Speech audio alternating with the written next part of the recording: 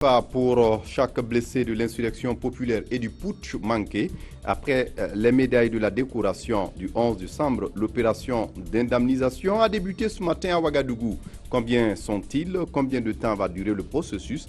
Éléments de réponse dans ce journal. Et puis, devoir de redevabilité du Conseil national de transition. Ce 14 décembre à Gawa, une délégation est allée répondre aux questions des populations sur ce que l'institution transitoire a posé en une année d'activité. Qu'est-ce qui s'est réellement passé? On en parle dans cette édition. Mesdames, Messieurs, bonjour. Ravi de vous retrouver.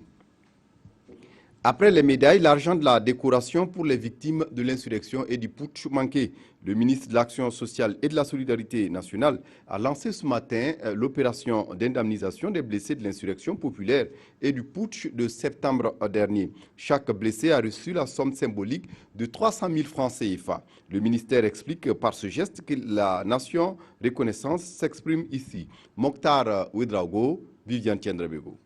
Touf Nakanabo fait partie des victimes des événements des 30 et 31 octobre 2014. Aujourd'hui, les blessures ont cicatrisé et c'est avec humour qu'il les montre devant la caméra. Il perçoit l'appui du gouvernement comme un symbole. Nous sommes tous nombreux ici à toujours porter des choses que voilà, on ne pourrait pas remplacer avec 300 000. Mais quand la nation décide de vous donner quelque chose pour vous témoigner sa reconnaissance par rapport à une action que vous avez menée, quelle que soit cette somme-là, vous avez vraiment le droit de reconnaître que c'est une bonne chose. Donc nous apprécions à sa juste valeur. Les victimes de l'insurrection et du putsch sont estimées à environ 900. Pour le moment, plus de 300 ont été identifiés. Ils recevront chacun 300 000 francs CFA. Une autre procédure est en cours pour l'indemnisation des autres victimes. La justice va se mettre sur un certain nombre de dossiers vraiment sensibles, de sorte que toute la lumière soit faite et qu'en termes d'indemnisation, justement, c'est à l'issue de ces conclusions judiciaires que l'on pourra appeler ces personnes pour les indemniser. Mais dans l'immédiat, en termes de solidarité nationale, nous nous sommes engagés donc dans la dynamique d'accompagnement social à apporter à nos victimes. Plusieurs guichets sont ouverts à l'immeuble Baonguin pour accueillir et indemniser les victimes de l'insurrection et du putsch du 16 septembre. Pour le Conseil national de transition mis en place après l'insurrection populaire d'octobre 2014, l'heure n'est pas à l'indemnisation mais à s'acquitter de son devoir de rendre compte. Ce 14 décembre à Gawa, dans le sud-ouest du Burkina, une délégation du CNT a rencontré les représentants des couches sociales de la région. Au cours des échanges, ils sont revenus sur les lois votées par les députés de la transition. Pour eux, ces lois intègrent les aspirations profondes des populations burkinabées exprimées à l'occasion de l'insurrection populaire. Draman Kabore sur place à Gawa. À quelques semaines de la fin de leur mandat, les mandataires des insurgés des 30 et 31 octobre 2014 rendent compte de leur mission d'un an aux populations du Sud-Ouest. Voter les lois, consentir l'impôt et contrôler l'action gouvernementale sont entre autres principales missions qui étaient assignées aux députés du Conseil national de la transition. Nous avons adopté à ce jour une centaine de lois et résolutions, aussi bien entrant dans tous les domaines de la vie sociale. Donc c'est ça qu'on est venu, on a présenté ces différentes lois-là pour que les gens comprennent pour telle et telle loi, dans quel sens ça a été pris. La loi portant statut des forces armées nationales et celle relative à la magistrature suprême, la loi contre la dépénalisation des délits de presse, la prévention et la répression de la corruption, la loi portant mise à disposition des documents administratifs aux hommes des médias et celle relative au code électoral ont fait l'objet de débats entre acteurs de développement du Sud-Ouest et de la délégation du Conseil national de la transition. Chacun tire en tout cas un point d'intérêt, mais il faut avouer que pour un an d'exercice, le nombre de lois qui ont été votées est suffisamment élogieux. Ceux-ci disent compter sur la bonne volonté des nouvelles autorités à mettre en application toutes les dispositions réglementaires que le Conseil national de la transition a adoptées. Devoir de redevabilité, mais aussi souci de performance pour l'administration fiscale au Burkina Faso. Ce matin, la Direction générale des impôts a entamé les travaux de sa 4e conférence annuelle. La gestion des ressources humaines pour une administration fiscale de qualité est au centre des débats. Konsoum Koulibaly, Lazare Pouya. C'est une conférence annuelle de la Direction générale des impôts qui s'ouvre dans un contexte post-insurrectionnel sur le management des ressources humaines. Un management dont l'objectif final est d'arriver à une administration fiscale moderne et performante. Et pour y arriver, ces participants vont entre autres échanger sur le plan de carrière des agents, la planification stratégique des ressources humaines et la gestion de la communication. Le taux de progression annuel des effectifs de la DGI est de 10% depuis 2012. Ces évolutions permanentes des effectifs et l'environnement socio-économique interpellent nos administrations à adopter de nouvelles méthodes de travail en phase avec les exigences du moment. Les participants à cette 4e conférence de 3 jours devront sans complaisance réfléchir entre autres sur les modes des affectations et des nominations. Ces questions font constamment l'objet de réformes en vue d'une amélioration des conditions de vie et du travail des agents dans un environnement socio-économique en perpétuelle mutation. C'est donc dire que l'administration a pris toute la mesure de l'importance des ressources humaines dans la performance de ces structures. À terme, la rencontre devrait aboutir à des propositions de solutions en vue de satisfaire les attentes des travailleurs de la Direction générale des impôts.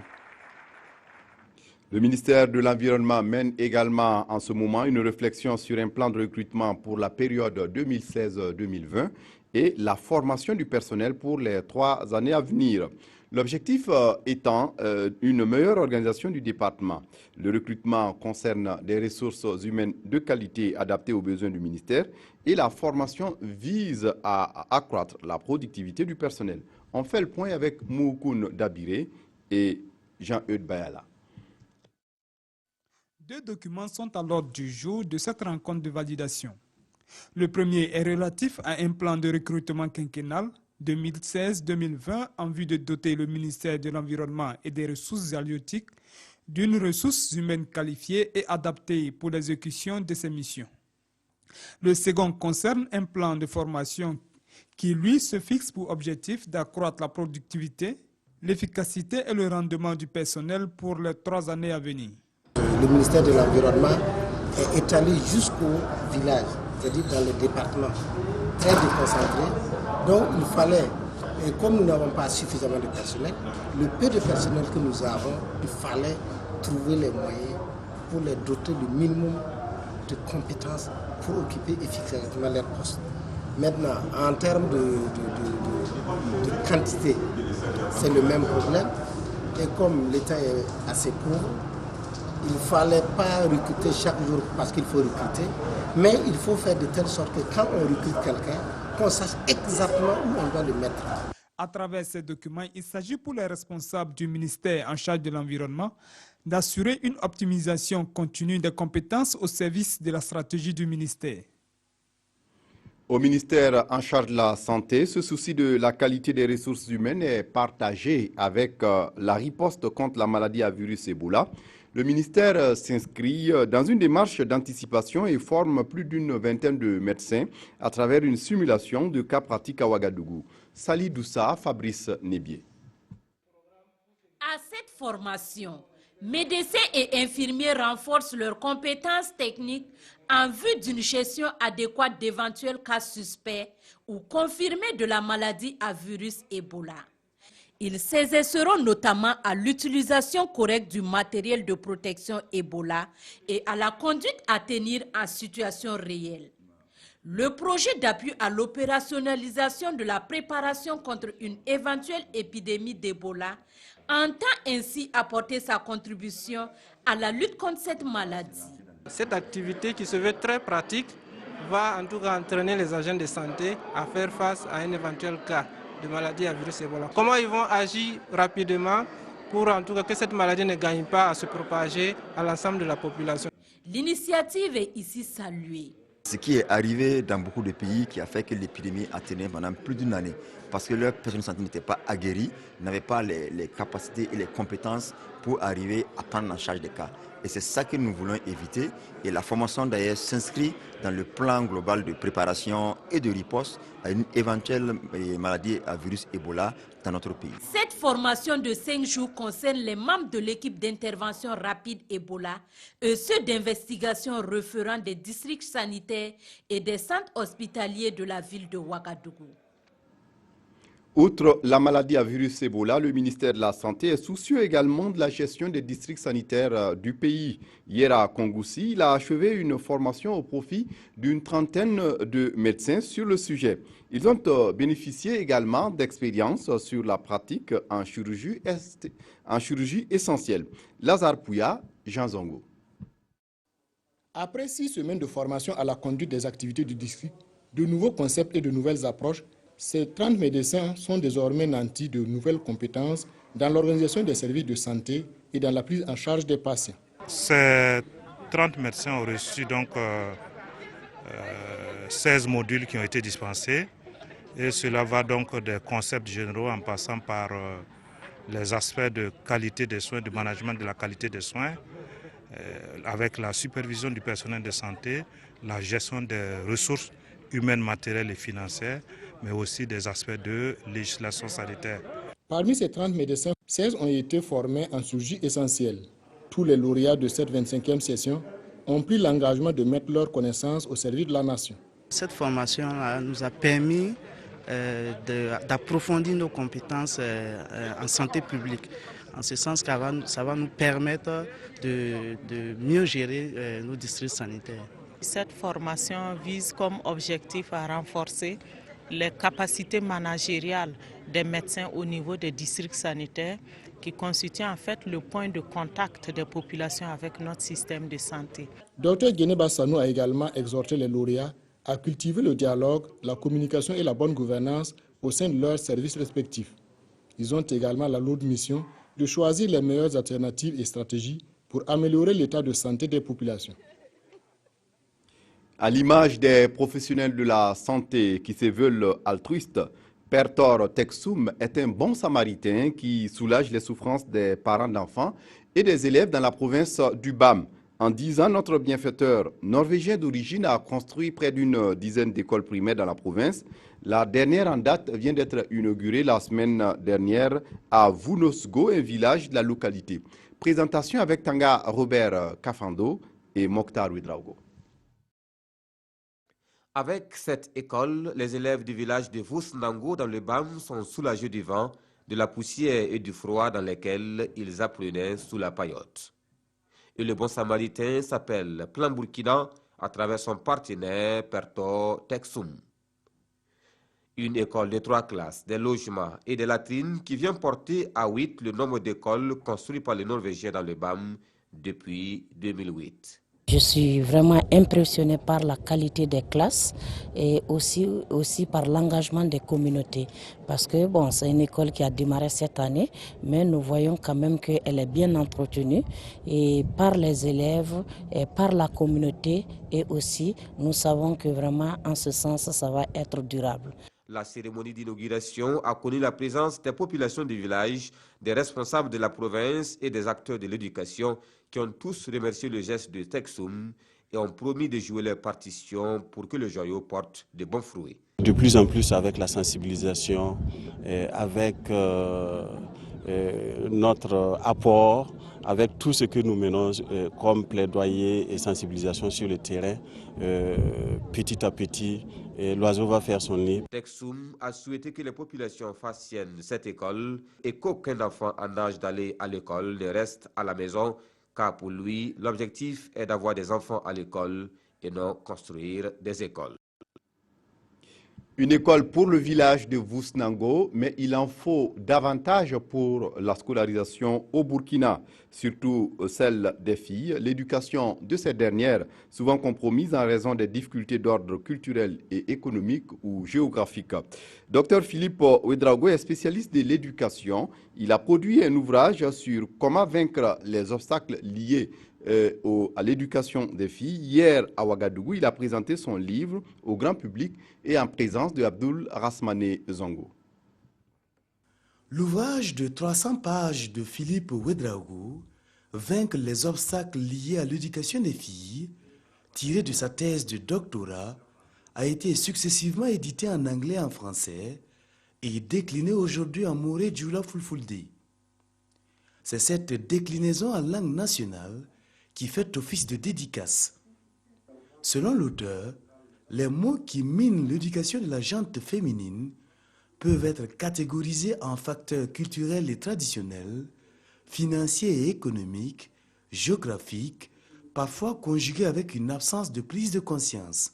J'ai été motivé par la situation nationale, l'état de pauvreté et ce que les autres disent de nous au Burkina Faso. Et le niveau d'éducation et le fait qu'il y a toujours des enfants au Burkina Faso qui n'ont pas bénéficié même de l'éducation de base. Je me suis dit que étudier en Angleterre, c'est bien, de parler anglais avec les Britanniques, mais il faut revenir au Faso, voir comment ceux qui parlent les langues nationales comme le Moré, le Dioula et le Fulfulde, comment traduire ça concrètement pour que ceux qui n'ont pas eu l'opportunité que j'ai eue puissent avoir accès à l'intégralité de l'œuvre. La version française de l'œuvre coûte 8 000 francs CFA et celle en langue locale 3 000 de nos francs. Et avant de poursuivre cette information, le ministre en charge de la sécurité informe la population que l'usage des pétards et autres explosifs similaires à l'occasion des fêtes de fin d'année est interdit sur toute l'étendue du territoire national. Par conséquent, tout en souhaitant à toutes et à tous de bonnes fêtes de fin d'année, il appelle au respect strict de cette mesure qui vise avant tout à garantir la quiétude et la sérénité au cours des fêtes. À l'étranger, le secrétaire d'État américain John Kerry a entamé ce mardi à Moscou une rencontre avec son homologue russe Sergei Lavrov. Les discussions visent à rapprocher les positions des deux pays sur la Syrie. Washington comme le Kremlin pour amener son allié traditionnel, le président Bachar el-Assad, à la table des négociations avec l'opposition syrienne afin de mettre un terme à la guerre civile qui ravage le pays depuis 2011. Nouvelle rencontre, Lavrov-Kerry, et une nouvelle fois, il est question de la Syrie. Le secrétaire d'État américain est à Moscou pour discuter d'abord avec son homologue russe, mais aussi ensuite avec le président Vladimir Poutine. Objectif, tenter d'avancer vers une sortie de crise dans ce dossier. Une réunion internationale est prévue ce vendredi à New York. D'ici là, plusieurs points restent en suspens, notamment le sort de Bachar al-Assad. Quel peut être le rôle du président syrien dans une transition politique qui se dessine? Washington et Moscou ont des avis divergents sur la question. Autre point à élucider, qui aujourd'hui a la légitimité pour représenter l'opposition parmi les nombreux groupes d'insurgés. Là aussi, Américains et Russes ont une approche différente. Et cela se mesure dans les frappes aériennes menées en Syrie par les deux puissances. Les Américains disent ne cibler que le groupe État islamique. Les Russes, eux, reconnaissent qu'ils visent tous les groupes qu'ils qualifient de terroristes. Et puis pour terminer, la levée du mot d'ordre de grève générale de l'unité d'action syndicale, la signature de convention entre la Sofitex et le pôle bancaire national et l'investiture du président guinéen Alpha Condé sont les sujets importants traités dans les colonnes des quotidiens de ce mardi. Revue de presse signée Issa Lankwandé. Le mot d'ordre de grève générale est levé, mais il n'y aura pas de trêve sociale, propos de l'unité d'action syndicale dans les colonnes des parutions du jour. Le mouvement syndical juge le mot d'ordre à présent vide de son contenu, après que quelques-unes de ses principales revendications liées à l'avènement du putsch de septembre aient trouvé solution. Cette levée du mot d'ordre, selon les responsables syndicaux, ne constitue aucunement un état de grâce accordé au président nouvellement élu. Pour eux, ce serait même insulter son intelligence que de demander une trêve sociale. Quand la maladie et la faim ne connaissent pas de période de grâce, peut-on lire. Pendant ce temps, la Sofitex, elle file le parfait amour avec son pool bancaire national qui a décidé de lui accorder une enveloppe de 80 milliards de francs CFA pour la campagne cotonnière 2015-2016. Cette somme va servir à la nationale des fibres textiles pour assurer le transport du coton dans les usines et son évacuation vers les ports d'embarquement. Investiture du président guinéen Alpha Condé, 5 autres années pour convaincre, titre l'Observateur Palga.